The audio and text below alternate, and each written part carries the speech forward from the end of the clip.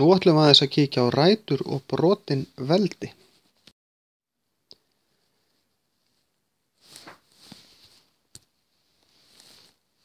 X í veldinu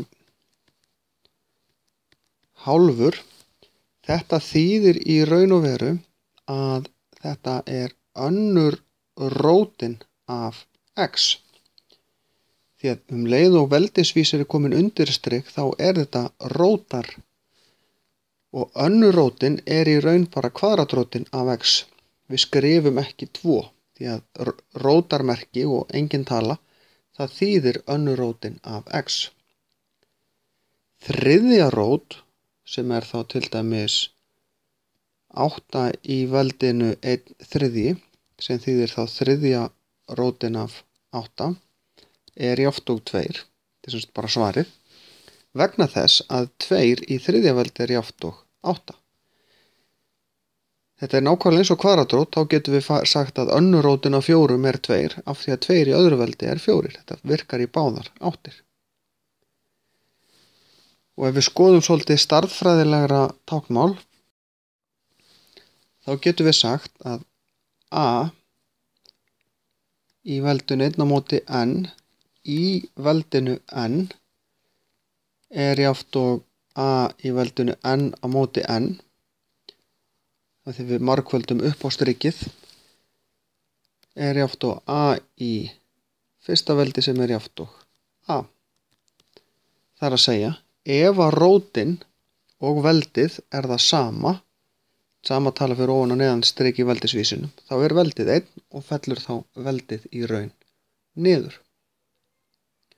Ég var að setja inn tölur og skoða þetta. Við skulum gefa okkur að A sé jafnt og 3 og n sé jafnt og 2.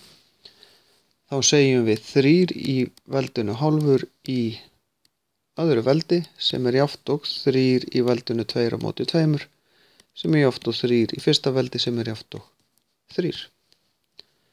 Veldisvísirinn og rótin núlla hvert annað út.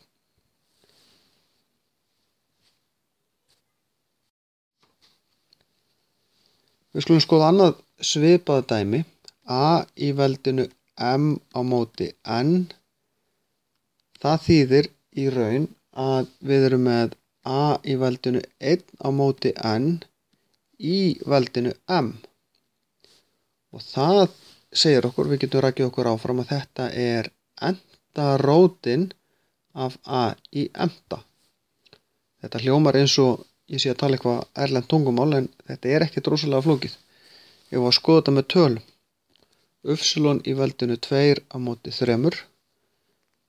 Það er í raun jafnt og upsilon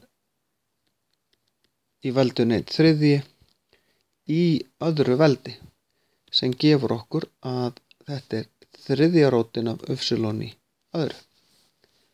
Með öðrum orðum, við þurfum bara að læra þetta milliskref hérna er ekkert endilega alltaf nauðsynlegt. Við þurfum bara að læra að í veldisvísi sem er brot, þá fer talan undir striki í rótarmerkið og talan sem er upp á strikinu í veldisvísin. Ef við munum þetta, þá getum við notað svona brotaveldi eins og ekkert sé. En þá er þessu lokið.